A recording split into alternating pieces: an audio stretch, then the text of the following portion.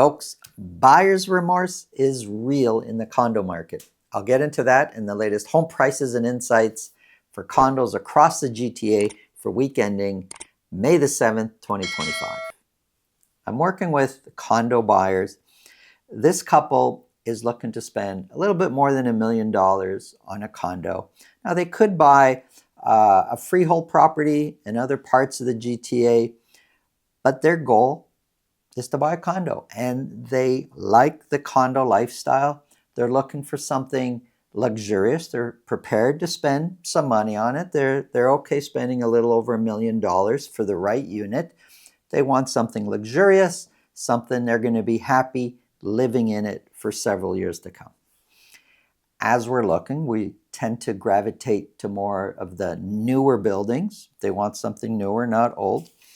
And when you read the MLS description, a lot of the descriptions will say luxury this, luxury that. The descriptions, especially because these buildings are newer type buildings, the unit was closed on maybe 6 months ago, a year and a half ago. They're newer buildings.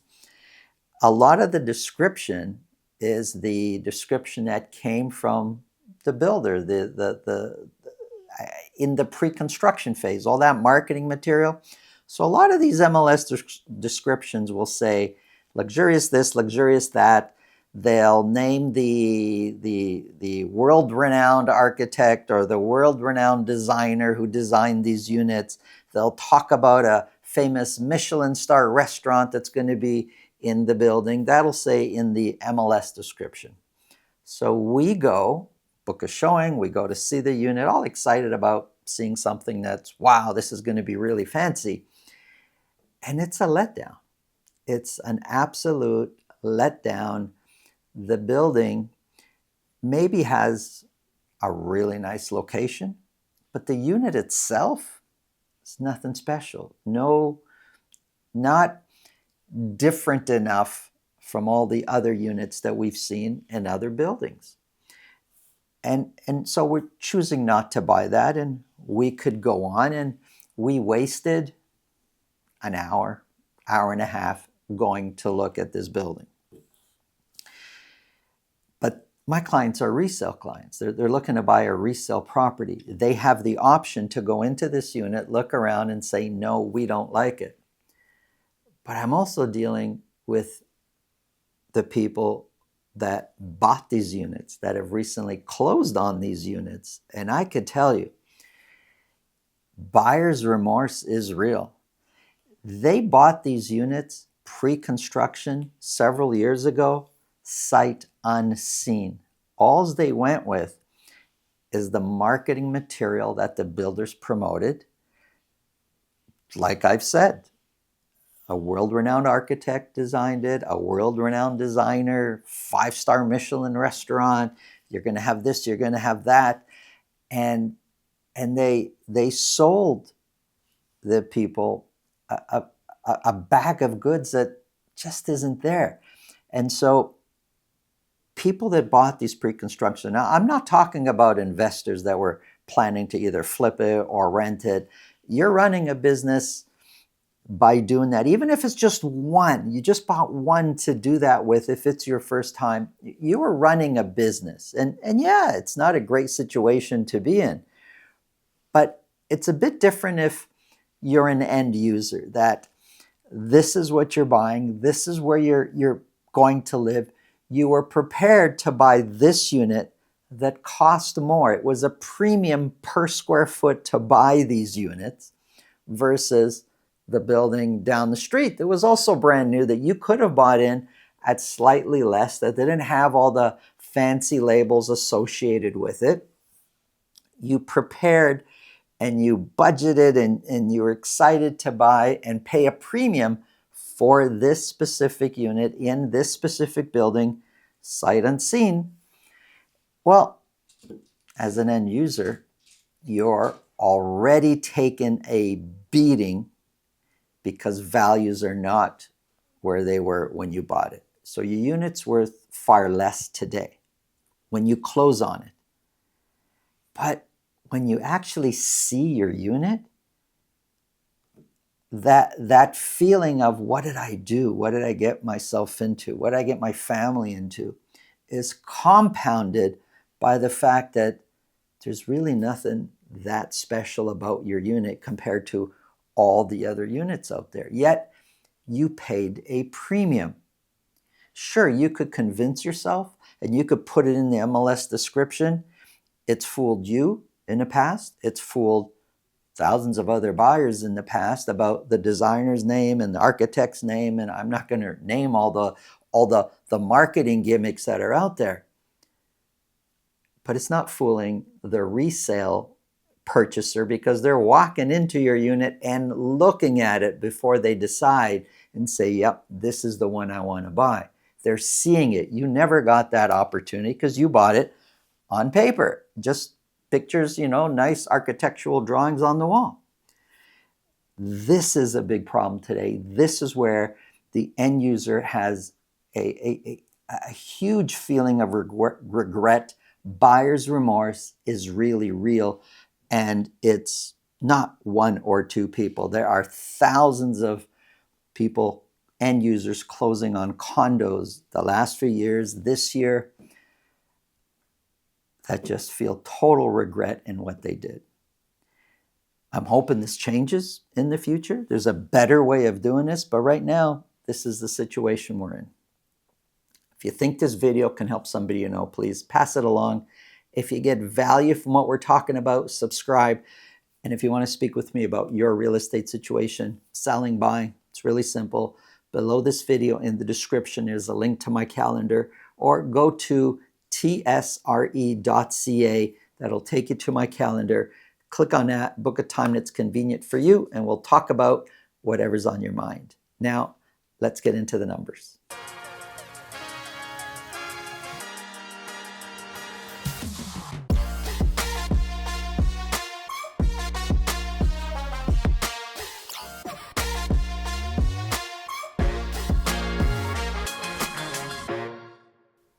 Folks, at the end of this show on the screen, there'll be links to 2 different condos.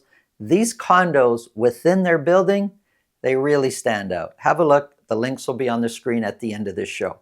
Now, if you watched yesterday's show, the freehold market, the first slide I started with was power of sales slide. I'm doing it again today in case there's people that only watch the condo show, which is right now, just to bring everybody up to speed what's happening with power of sales.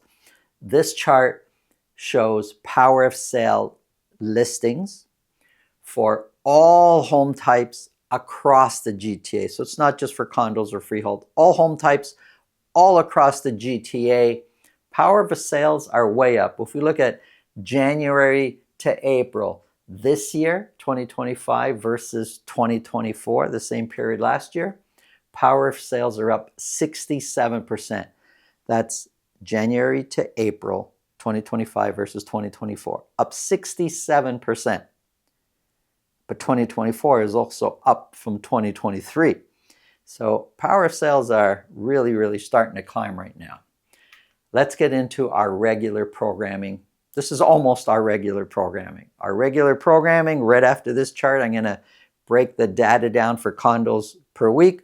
But I want to show you by month more of a long-term analysis of what's going on with the condo markets. Now, this is condo apartments only for the city of Toronto. So it's confined to the city of Toronto. For week ending April 25th, 925 condos were sold. April 2024, 1,309 were sold. April 2023, 1,447, 1,479. So April 2022, April 23, pretty much the same, not far apart. Little bit lower 2024, way down in 2025.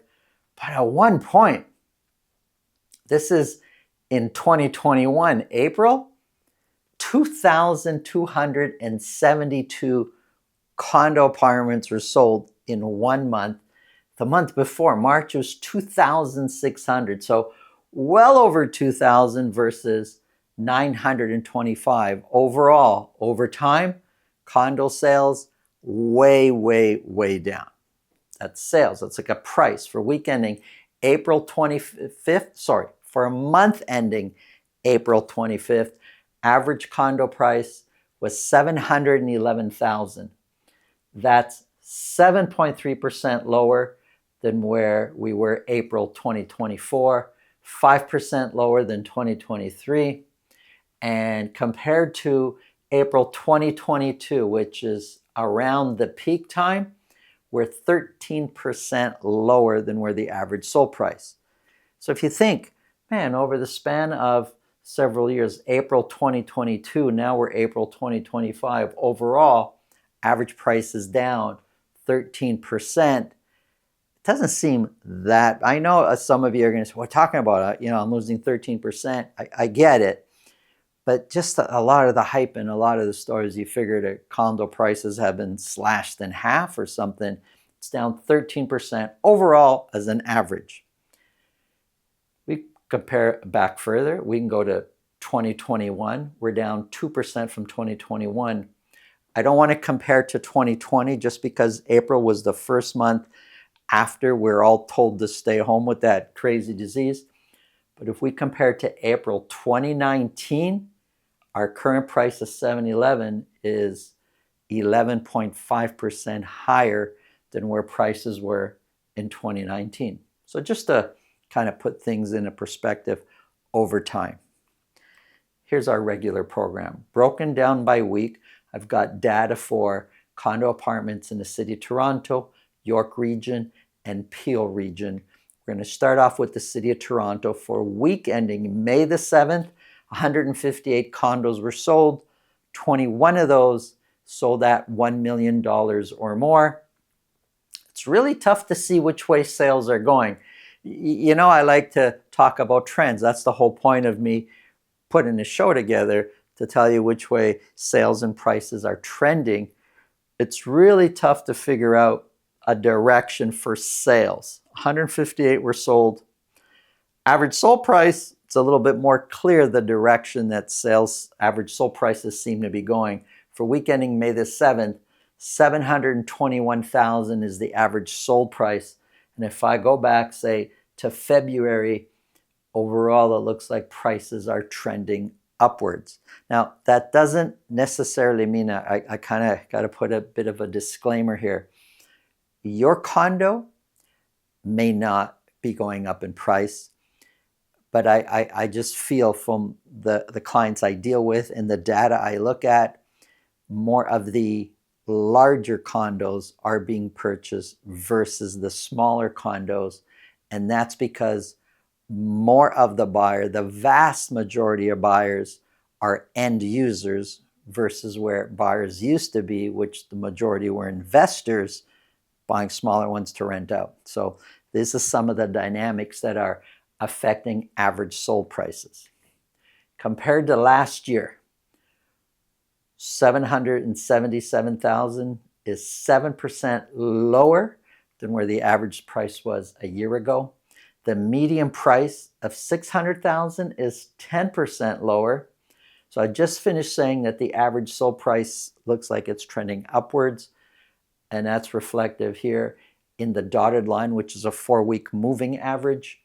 But the median price kind of shows average price going the other way, sloping slightly down. So depending on which data point interests you the most, average prices trending up, median prices trending down. Both trends are very gradual, slight, not aggressive. 158 were sold, only 18% sold at list price or more. Listings, same amount of listings this week that we had the same week a year ago, which is a lot. 1,027 condos were listed this week alone. Well, for week ending May the 7th. Active listings, we now have close to 6,100, 6,071 available condos for sale. This is the whole city of Toronto. In months of inventory, overall is climbing. We are at 8.9 months of inventory right now, almost 9 months. Here's the city broken down into 9 different sections. So I want to bring everybody's attention, just focused on the downtown here for a second. Downtown average sold price is $777. It's a little bit higher than the city as a whole, which is average sold price of $721. But downtown, 42 were sold. There are 2,000, almost 2,200 available for sale. Now, remember, only 42 sold in this week. Months of inventory for downtown is 12 months. There's 1 year of inventory. What we're basically saying, if no more buyers come on the market and no more listings come on the market downtown, and we just keep buying at the same pace, it'll take a whole year to buy out all the condos for sale. That's quite high.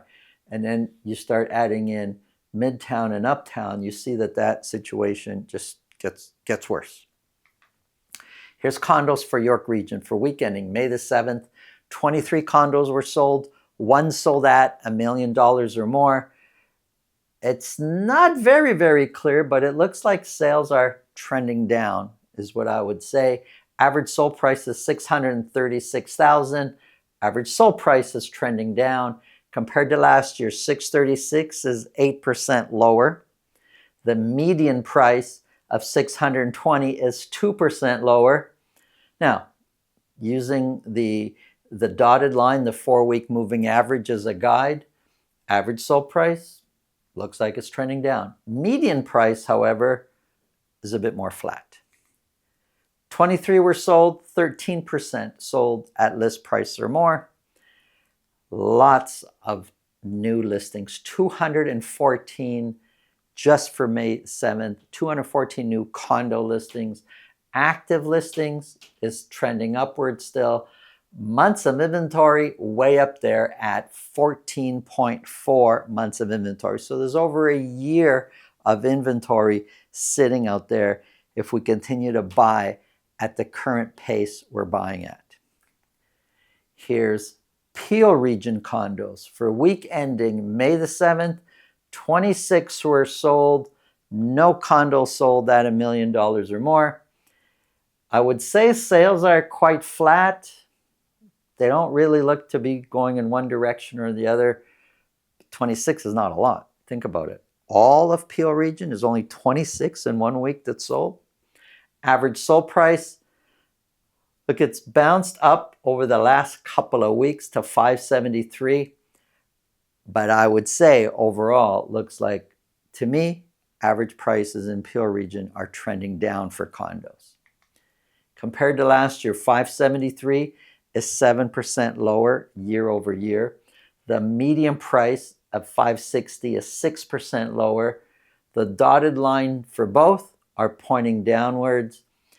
The last couple of weeks, as long as that trend continues, yeah, we'll start to see maybe average prices going up. But I think overall, we're seeing it slope downwards. 26 were sold, barely none, only 4% sold at list price or more. Active listings is going up. New listings is high at 169. Months of inventory trending upwards at 9.5 months of inventory. Here's a quick summary. A balanced market is between 3 months and 5 months of inventory. We're nowhere near a balanced market. Pretty much a buyer's market and becoming more and more of an aggressive buyer's market. Now check out the 2 awesome condos within their buildings. These 2 units really stand out. The links are on my screen. Go Leafs, go. Have an awesome day.